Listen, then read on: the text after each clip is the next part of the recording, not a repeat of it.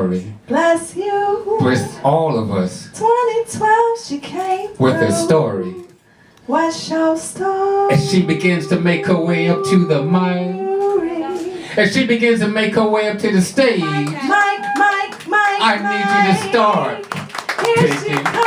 picking up the energy as we welcome to the mic. Welcome to the mic, Marianne Garvey. And keep clapping till she gets up here.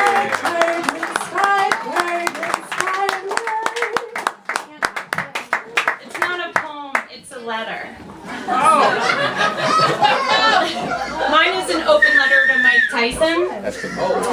Dear Mike Tyson, hi, remember me? The Metropole Hotel in England? This has been bugging me for a while, and I've been meaning to apologize to you for catching you with those British hookers back in 2006. Those beauties with the denim miniskirts and the missing teeth?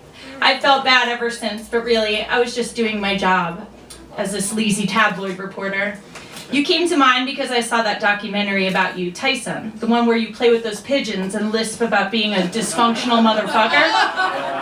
I realize that you're not a bad soul, you're just layered, so I'm having some guilt about what exactly went down that weekend. Let me explain. It wasn't a personal goal of mine to out you for your hooker love. I could care less what you get up to in or out of the ring.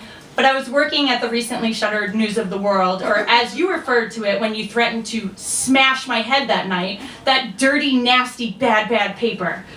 My editors had assigned me the story after they'd gotten a tip you'd be in London with lots of sluts and cocaine.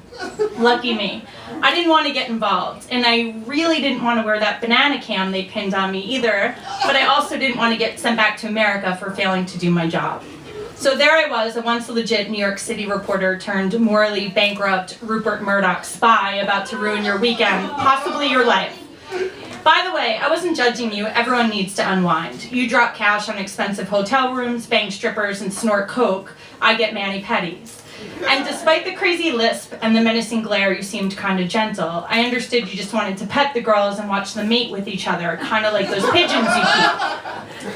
I thought really in the catalog of Mike Tyson scandals was getting a bunch of strung-out hookers really going to make a dent. You'd already been accused of rape, been in prison, gotten arrested for drunk driving, drug possession, divorced Robin Givens, declared bankruptcy, and had once eaten a chunk of a human ear like it was a taco.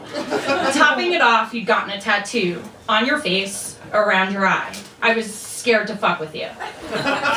We met with me wearing a Dirty Pine green windbreaker that was sized for a fat man. The paper owned it and it was equipped with a camera, so I was forced to wear it. The wires were hidden in the lining and the recorder was so big it appeared I was carrying a shoebox in my pocket. You failed to notice the vibrator-sized camera nestled between my boobs when we shook hands and hugged hello. I looked absurd. The jacket was zipped up past my neck, forming a small half turtleneck that covered me to my knees. If I missed your entrance on video, I was screwed, so I turned the camera on early, then accidentally taped myself peeing for all my editors to hear later. On my walk back to the lobby, you strolled in wearing a fedora and a full-length fur, looking like a chubby gap-toothed pimp. I counted 7 hookers and 3 hulking bodyguards in your entourage, and moving fast, I adjusted my banana cam and crossed in front of you. Hey, Mike Tyson! You smiled. Hi, you said with that girly man lisp. Where are you from? New York, actually, like you. Well, come join us then, he said. Jesus, the guilt. I don't know how people did this for a living. So with the camera whirling and buzzing, I joined your train as the caboose, following you into the bar. After some drinks, it turned out I actually enjoyed your hookers. I found them much classier than your American counterparts. They had great names like Peaches and Polly. Plus, they have fabulous British accents, so what they lack in clothing and dental work, they make up for in elocution. In America, they have names like Cinnamon and live under a bridge in the Bronx. None would admit what they did for a living, of course, until the drunkest one spilled the beans that you just picked them all up at a strip club where they worked. Then she asked me who the hell you were. You overheard this, and that's when you turned on me. You sure ask a lot of questions, you lisped. And what's with that ugly jacket? It's hot in here. Why are you wearing that jacket? When I tried to convince you I was wearing outdoor hiking gear inside a hotel because I was cold, you told me, our time is up. Clearly you were on to me. You turned suddenly towards me, pulled me in for a bear hug, patted my pockets, and grinned at me. And I swear I could see your tonsils through the gap in your teeth. You don't work at one of those naughty papers, do you? You asked. What? Me? No. You then dismissed me and left for your room. That's when one bodyguard had a little chat with me.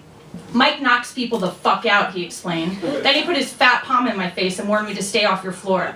I was shaking, but the camera had been rolling the whole time. The next morning, I saw you at breakfast. I'm not going to be surprised when I see me and my lady friends in some dirty paper, you said to me. I just said goodbye, paid my bill, and quickly slid out, feeling like the horrible person that I was.